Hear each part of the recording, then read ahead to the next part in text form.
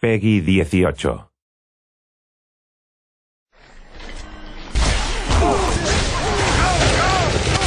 I enjoy making the sounds for these things. Maybe it's a bit of a macabre career choice, but there's always a new way to make somebody die. That sounds horrible, but it's true.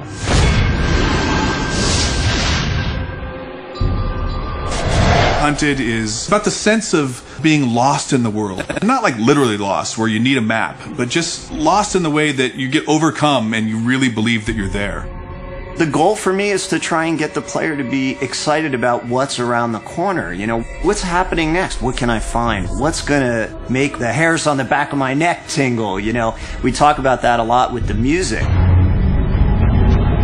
The vibe of the score is powerful. I mean, if you look at the main characters of the game, even the female, she's pretty, you know, with it, pretty brutish looking, very strong, powerful. So I wanted to convey that in the music. So there's a lot of choir, a lot of brass, and a lot of percussion. And as far as modern elements go, I've created a decent amount of sounds for the score to help convey an uneasiness in the world and in the levels that they traverse through in the game. I'm never going to say no to that. I mean, there's a lot of weaponry, a lot of spell casting, and a lot of hyper crazy kind of sound, but in general, the overall approach is very ambient and kind of creepy, maybe a little bit horror in places. I mean, I'm a big fan of bowing anything, like a cello bow, whether it be a metal tin, a gate, you know, a pot from the kitchen, and you pitch them real low down and you put some reverb and delay on it, and it creates a decent tension for the game.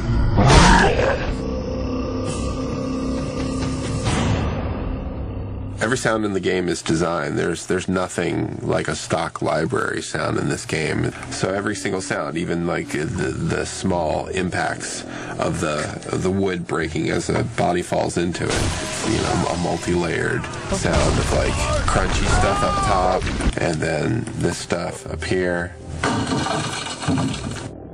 These things make really great whooshes for like the arrows, you know, as they pass by your head. That's how you make them. Cutting it close there. Ooh, a good death rattle. I'll take chocolate syrup and tomato paste and corn syrup and I'll mix it all together and just stick a mic in there and just, you know, make some really cool beefy sounds. And then when that stuff like splatters and you hear it after you kill, it's really satisfying. You want to imagine the blood splattering on the ground. If you're into that sort of thing. I don't think about that. I never think about that. A lot of the nostalgia of the old dungeon crawly games was all about the magic mouth giving you the riddle, or you find the runes written on the wall and you translate them into some mysterious riddle. What we want to do is give that same kind of fun, like, I figured it out, or I've been thinking about it all night and I woke up in the morning with the answer. We wanted the puzzles of our game to blend into the mythology and blend into the environments and be true to where they are. You know, you may break through a wall and find out there's a huge other area behind it that you didn't know existed, and those are all over our world.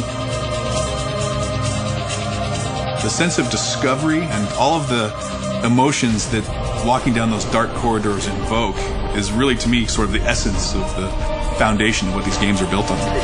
Because your responsibility is to give people what they're looking for, but once you've done that, and then you got to give them some things they didn't expect.